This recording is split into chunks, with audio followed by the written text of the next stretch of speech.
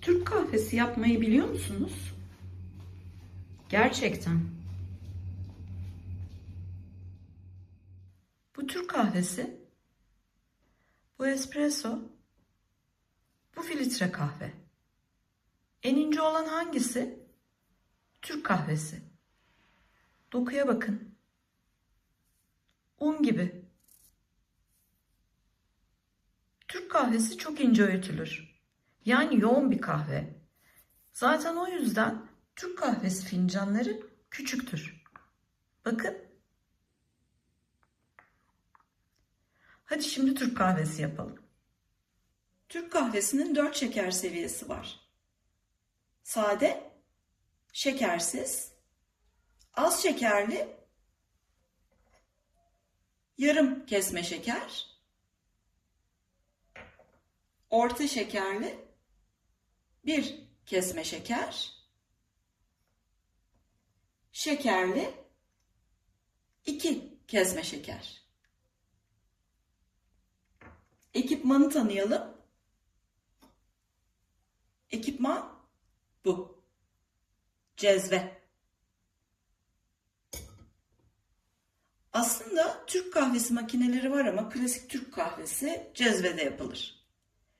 Tek kişilik Türk kahvesi için kullanacağınız fincanla 1 fincan soğuk suyu cezveye koyun. Soğuk suyun amacı iyi köpük elde etmek. Ve Türk kahvesinin köpüklüsü makbuldür.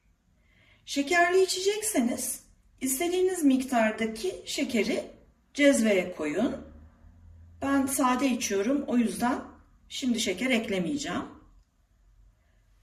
Tepeleme 1 tatlı kaşığı Türk kahvesi ekleyin. Benim bu ölçüm 15 mililitrelik bir ölçü. Bununla 2 ölçü koyuyorum. Çok güzel tutturdum bu ölçüyü. O yüzden değiştirmek istemedim. Bu bir tepeleme tatlı kaşığı kahveye denk geliyor. Ve ocağın en küçük gözünde en kısık ateşte pişirmeye bırakın.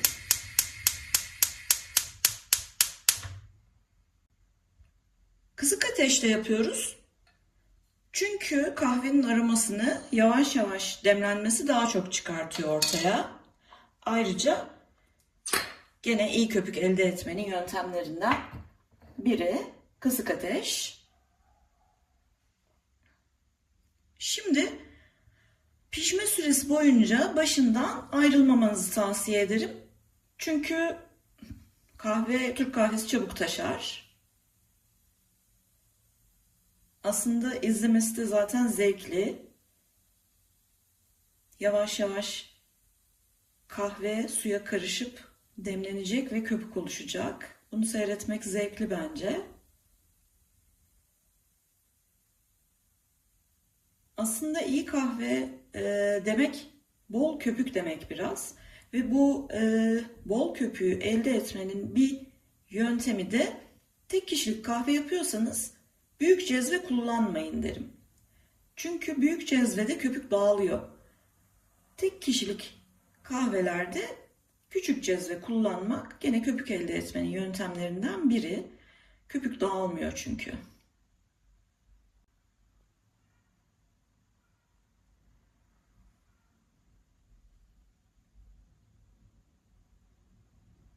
Kahve su oranı da önemli. Köpük kahvenin miktarıyla çok bağlı. Ayrıca sudan sonra kahveyi koyup hiç karıştırmamakta gene iyi bir köpük elde etmenin yöntemlerinden biri. Ben bu yöntemi tercih ediyorum. Aromasının da daha iyi çıktığını düşünüyorum. Çünkü suya yavaş yavaş ısıyla birlikte kendisi karışıyor. Yavaş yavaş cızırdama sesleri başladı. Umarım duyuyorsunuzdur.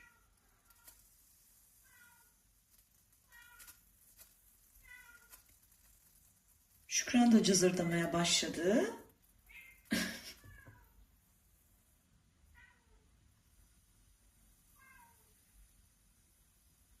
Şükran.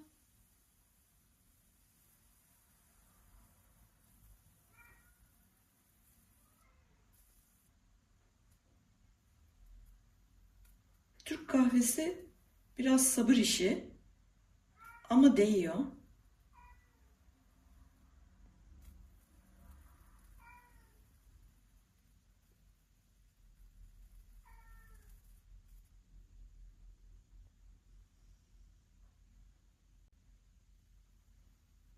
Evet, köpük oluşmaya başladı.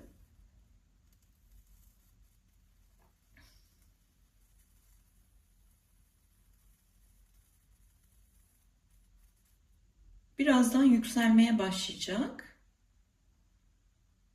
Cezveyi ateşten alacağımız zamanlama da önemli. Panik yapmayacağız.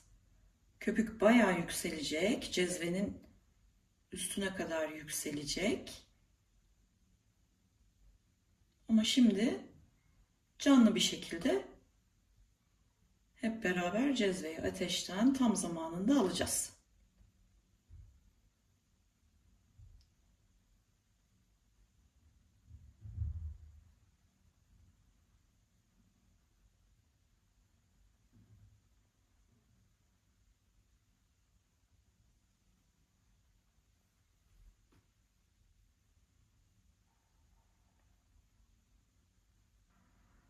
Evet, yükselmeye başlıyor. Ama daha vakit var. Ateşten almak için cezveyi daha vakit var. Panik yok.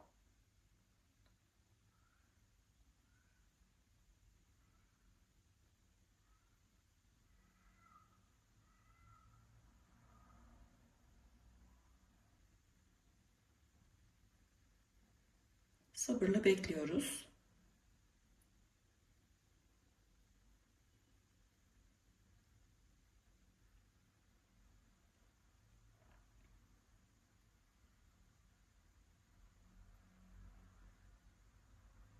Evet, yükseliyor. Bekleyin. Bekleyin. Bekleyin.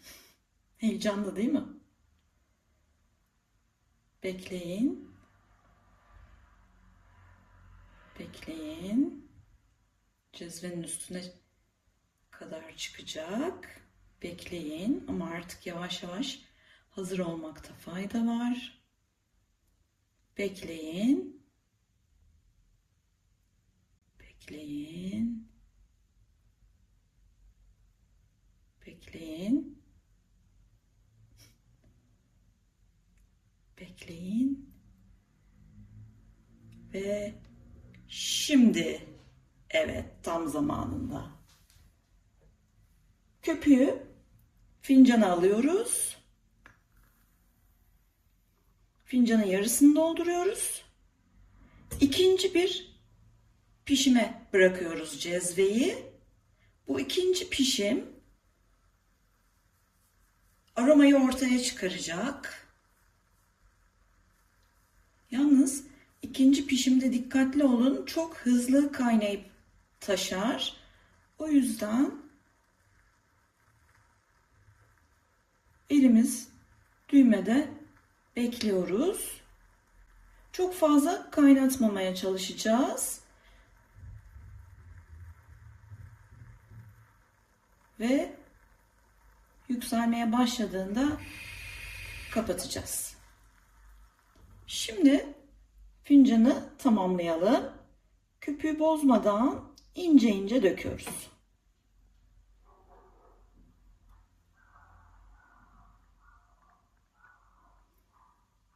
Evet. Ve işte Türk kahvesi. Geleneksel olarak Türk kahvesi su ve lokumla ikram edilir. Su damağı temizleyip tadı daha iyi almak için. O yüzden kahveden önce genelde içilir. Ama sonrasında içen de çok ve ben de sonra içenlerdenim. Lokum yerine çikolata da ikram edebilirsiniz Türk kahvesinin yanında. Ve işte benim için günün en güzel saati. Evet Gümüş.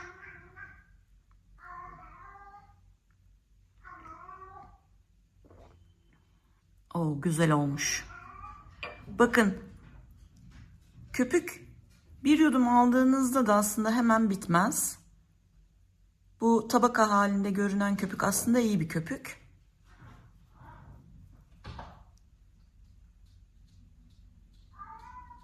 Bizde kahve genelde günde bir kere içilir. O da kahvaltıdan sonra. Aslında kahvaltı kelimesinin de geldiği yer kahve.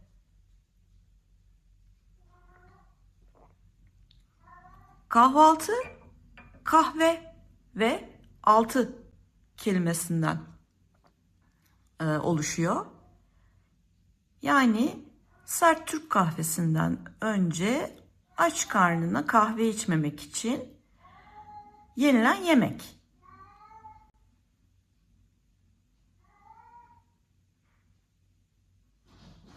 Misafir gelince de en çok ikram edilen içeceklerden biri kahve.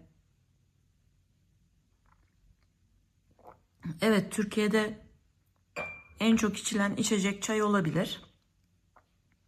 Fakat bazı özel günler var ki mutlaka kahve yapılır, Türk kahvesi yapılır. Mesela kız isteme. Bakalım, bizim lokumumuz 2 bisküvi arası lokum.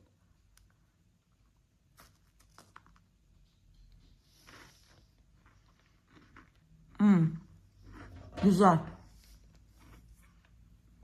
Üstüne kahvemi de alayım.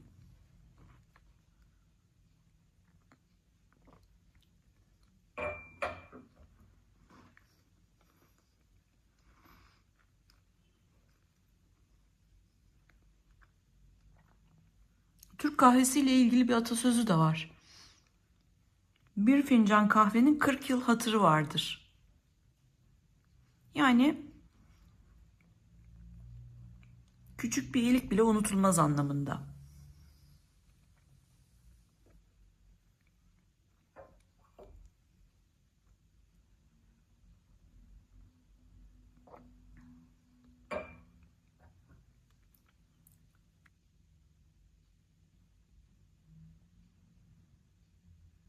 Türkiye'ye gelirseniz külde kahveyi mutlaka deneyin. Daha yavaş piştiği için tadı daha da güzelleşir.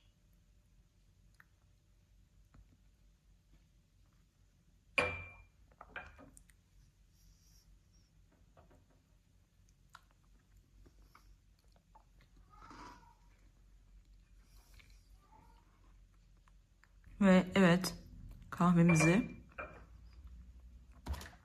bitirdik. Dediğim gibi benim için günün en güzel saati. Ben suyu sonradan içerim. Hem de böyle lıkır lıkır. Bakın, telvesi içinde. Türk kahvesi telvesiyle sunulan tek kahve. Bu filtre, pişerken filtre kullanmadığımız için tabii telve fincanın dibinde birikiyor. Bazı yabancılar bu telveyi yemeye çalışıyor. Tadı acıdır. Yemiyoruz.